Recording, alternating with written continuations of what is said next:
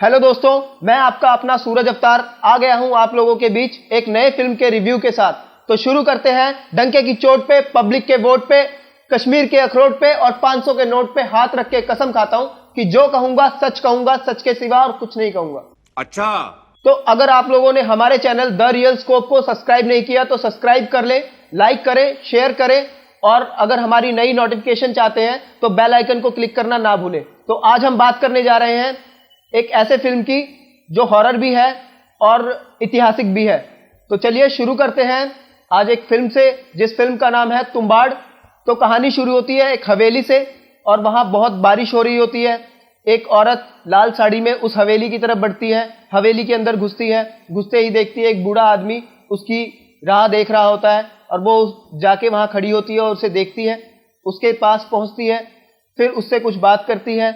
बात करते हुए वो एक मूर्ति की तरफ इशारा करती है और वहां पे एक सोने का एक सिक्का पड़ा होता है जिसे वो मांगने की ख्वाहिश रखती है, जिसे वो पाने की ख्वाहिश रखती है और उसे वो मांगती है। पर वो बूढ़ा आदमी उसे कहता है इसे मांगना नहीं, इसे कमाना पड़ेगा।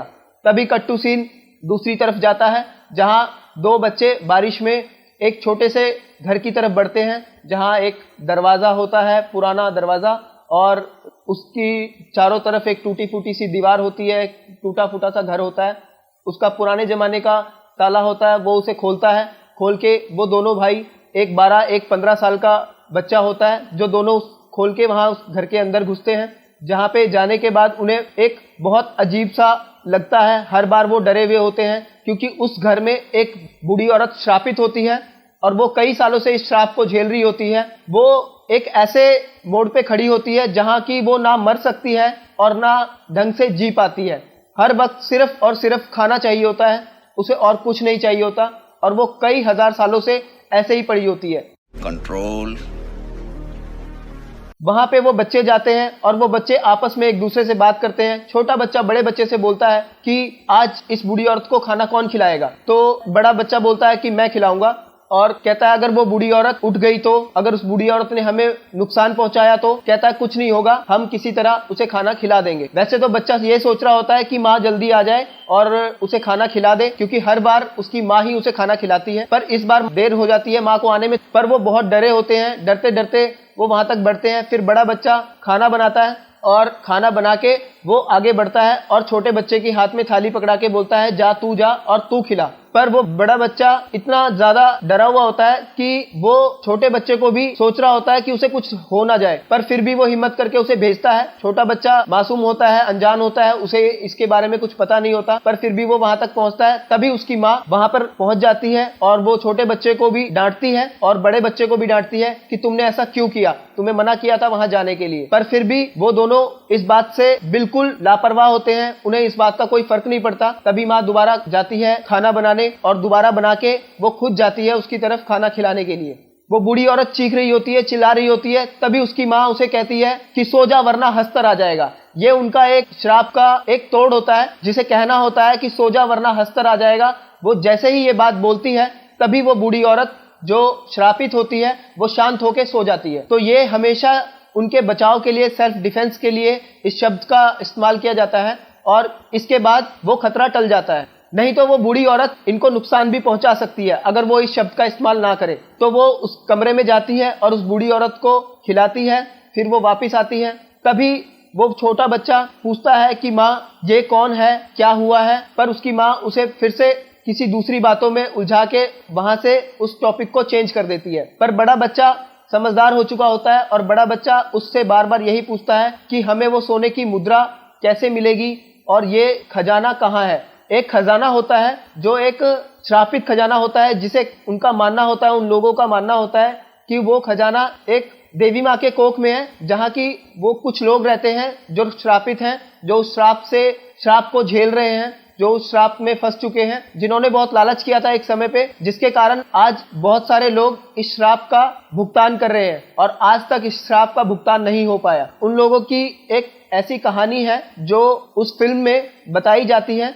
एक वॉइस ओवर के दौरान लोगों का मानना है कि बहुत पहले एक देवी हुआ करती थी जिसके कोख में एक बच्चा था जो जन्म लेता है और वो बच्चा हमेशा ये सोचता है कि मैं अपनी जिंदगी में क्या करूंगा। तो ऐसे ही कुछ एक कहानी है कि जिसमें देवी माँ कहती है एक खजाना है और एक अनाज है, तुम्हें इन दोनों में से एक चीज को चुनना है। पर लालच में आके वो बच्चा पहले खजाने को चुन लेता है और जैसे ही वो खजाने को चुन लेता है और वो खजाना उसका हो जाता है, जिसमें कि कई सोने की मुद्राएं होती है जो हमेशा के लिए उसकी हो जाती है और वो उस खजाने का रखवाला एक मालिक बन जाता है। और तभी वो दूसरी तरफ एक जो अनाज होता है वो जैसे ही उस अनाज की तरफ बढ़ता है, कई सारे देवता जो होते हैं वो उस पे बहुत घातक प्रहार करते हैं और जिसके कारण जो बच्चा होता है वो बहुत सारे टुकड़ों में टूट जाता है, एक चिंगारी की तरह खत्म हो जाता है और वो ये समझ लो कि वो श्रापित हो जाता है। तो जिसके कारण कि वो आज तक उस अनाज का भूखा होता है, उसे खजाना तो मिल गया पर वो अनाज का आज भी भूखा होता है।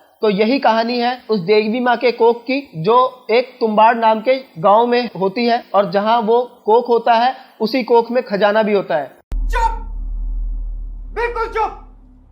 हिम्मत कैसे हुई तेरी मुंह खोलने की? वो हमेशा कई हजार सालों से उस खजाने का मालिक तो होता है, वो खजाना तो होता है उसके पास, वो सोने की मुद्राएं होती है उसके पास, मगर वो भूखा होता है। उसे हमेशा एक ऐसी भूख सताती है जिस भूख के लिए वो सारा खजाना लुटाने को तैयार होता है, मगर उसकी वो भूख कोई पूरी नहीं कर पाता। तो वहां पे कुछ लोग कोशिश करते हैं जाने की, जो लोग पहुंच जाते हैं वो उस श्राप से श्रापित हो जाते हैं, क्योंकि उन्हें उस श्राप से मुक्त होने का तरीका नहीं पता होता, उस खजाने को लूटने का तरीका नहीं पता होता। मगर वो जो बच्चा होता है, जो दो बच्चे होते हैं उसमें से जो बड़ा बच्चा होता है, वो बच्चा इसकी खोज में हमेशा लगा रहता है। पर उसके बचपन में ही जो उसका छोटा भाई होता है वो किसी इंसिडेंट के कारण, किसी एक्सीडेंट में, मतलब एक दीवार से गिरने के बाद उस बच्चे की मौत हो जाती है। फिर वो बड़ा बच्चा अकेला ही बच जाता है। उसकी माँ उस बड़े बच्चे को लेके वो गांव छोड़ देती है, पर वो बच्चा हमेशा से उस खजाने के बारे में अपनी माँ से पूछता रहता है। वो बच्चा धीरे धीरे बड़ा हो जाता है, उसकी माँ मर जाती है, पर वो बच्चा फिर भी उस खजाने के बारे में पूछना नहीं छोड़ता, उस खजाने की खोज करना नहीं छोड़ता। तो वो बड़ा होके वापस उस पुराने घर में आता है जहाँ की वो बूढ़ी औरत पड़ी होती है। आज भी वो बूढ़ी औरत वैसे ही पड़ी होती है, बस उसका शरीर खत्म हो चुका होता है और दिल सिर्फ उसके पास, उसका दिल और उसकी आवाज बची होती है और वो दिल उसका वैसे ही धड़क रहा होता है। तो वो जो छोटा बच्चा होता है वो तो मर चुका होता है, पर जो उसका बड़ा भाई होता है वो अभी भी जिंदा होता है और वो बड़ा होके वहां पर पहुंचता है और वो देखता है कि उस बूढ़ी औरत का दिल धड़क रहा है। वहां पे कई सारे जाले लग चुके होते हैं, घर बिल्कुल जंगल हो चुका होता है, दीवारें टूट चुकी होती है, पर वो अंदर घुसता है किसी तरह और वो उस बूढ़ी औरत से फिर से पूछता है, उस श्रापित बूढ़ी औरत से बार बार यही पूछता है कि वो खजाना मुझे बता दो, जो खजाना तुमने अब तक राज बना के रखा है। पर वो बूढ़ी औरत उसे नहीं बताती। फिर वो उस बूढ़ी औरत को वहां से श्राप से मुक्त करने के लिए वो अपने लालटेन को वहां घेर के उसे जला देता है। उस बूढ़ी औरत को और उस घर को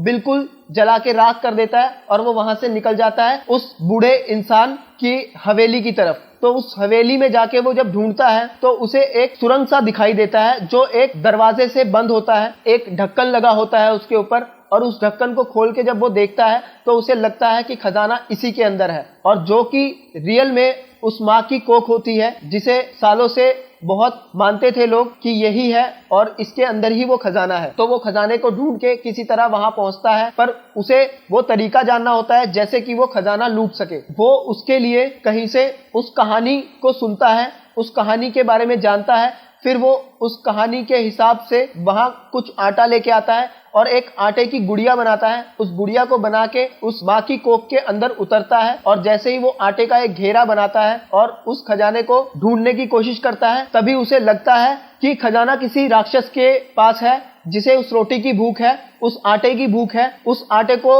वो एक डब्बे में बंद करके वहां रख देता है और जैसे ही उस आटे को वो खोलता है, वो राक्षस वहां पे आ जाता है, जिसकी झोली में सोने के सिक्के पड़े होते हैं, सोने की मुद्राएं कहते हैं। वो सोने की मुद्राएं उसके झोली में होती है। बच्चा जो बड़ा हो चुका होता है वो आटा बाहर की तरफ फेंकता है, उस आटे के घेरे से बाहर फेंकते ही वो राक्षस उस आटे की तरफ बढ़ता है और वो बच्चा उस राक्षस की झोली को फाड़ के उसमें से सिक्के निकाल लेता है और कई सारे सिक्के इकट्ठे करके वो वहां से फटाफट निकल जाता है, क्योंकि उसका एक टाइम होता है। जैसे ही वो उस आटे को खा लेगा, फिर वो उस इंसान की तरफ, जो भी इंसान उस सोने की मुद्राएं को लूटेगा उसकी तरफ वो बढ़ेगा और उसे काट के उसे भी श्रापित कर देगा। तभी वो वहां से फटाफट रस्सी के जरिए सिक्के लेके ऊपर निकल जाता है। तो उसे पता लग जाता है कि ऐसे ही मैं सिक्के लूट सकता हूँ। तो वो कई बार ऐसी हरकत करके वो वहां से सिक्के लूट के निकल जाता है और अपने घर पहुंचता है। और फिर वो धीरे धीरे उस गरीबी से, जो वो हमेशा से उसकी ख्वाहिश होती है कि मैं इस गरीबी से बाहर आऊं और उस सिक्कों के जरिए मैं अमीर बनूं, तो वो धीरे धीरे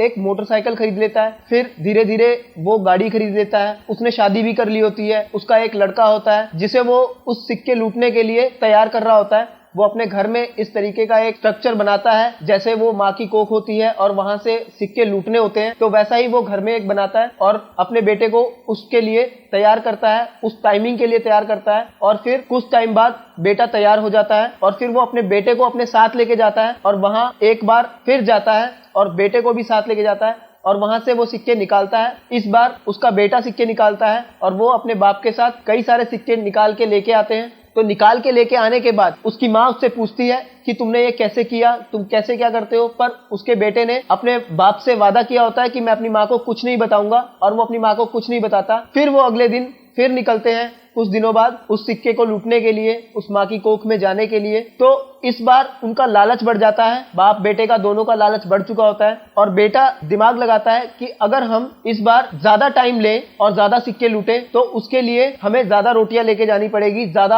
आटा लेके जाना पड़ेगा। तो बाप एक बार के लिए सोचता है, पर वो अपने बेटे की बात से इत्तेफाक रखते हुए तैयार हो जाता है और कहता है ठीक है, हम ऐसा ही करेंगे। तो वो कई सारे आटे के गुड़िया बनाता है और वहां लेके जाता है, पर उन्हें ये नहीं पता होता कि जितनी आटे की गुड़िया होगी उतने ही राक्षस भी होंगे। वो इस बात से अनजान होते हैं और वो जैसे ही माँ की कोख में उतरते हैं, वो अपनी एक आटे की गुड़िया जैसे ही निकालते हैं, वहां एक राक्षस आता है जिसके सर पे ताज होता है और वो ये समझ लो कि वहां का वो राजा होता है। उसके पास कई सारे सोने के सिक्के होते हैं और जैसे ही वो दूसरी गुड़िया निकालता है, दूसरा राक्षस भी आ जाता है और वो जितनी गुड़िया लेके जाते हैं उतने ही राक्षस वहां पे आ जाते हैं। पर वो ये सोचते हैं कि अब हम यहाँ से निकलेंगे कैसे। तो उतने में ही क्या होता है कि सारे गुड़िया वो फेंक के वहां से कुछ सिक्के निकाल के वो फटाफट से ऊपर की तरफ बढ़ने लगते हैं, पर वो नहीं बढ़ पाता। वो अपने बेटे को वहां छोड़ देता है और वो उसका बाप ऊपर की तरफ बढ़ने लगता है। तभी उसके बाप को एक राक्षस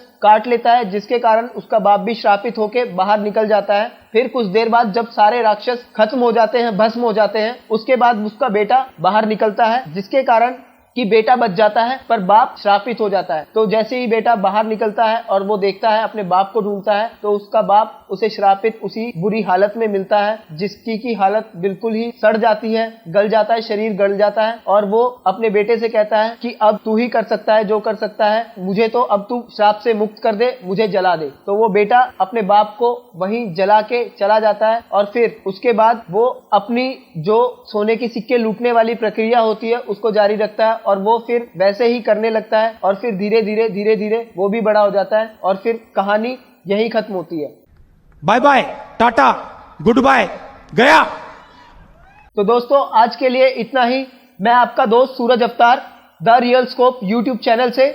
और अगर आप लोगों ने हमारा चैनल सब्सक्राइब नहीं किया तो सब्सक्राइब करें, लाइक करें, शेयर करें और हमारी न्यू नोटिफिकेशन के लिए बेल आइकन को क्लिक करें। तो आज के लिए मुझे दीजिए इजाजत। गुड नाइट, शुभ रात्रि, शब्बा खैर, आदाब। तो फिर मिलते हैं एक नए कंटेंट के साथ, हमारे नए रिव्यू के साथ।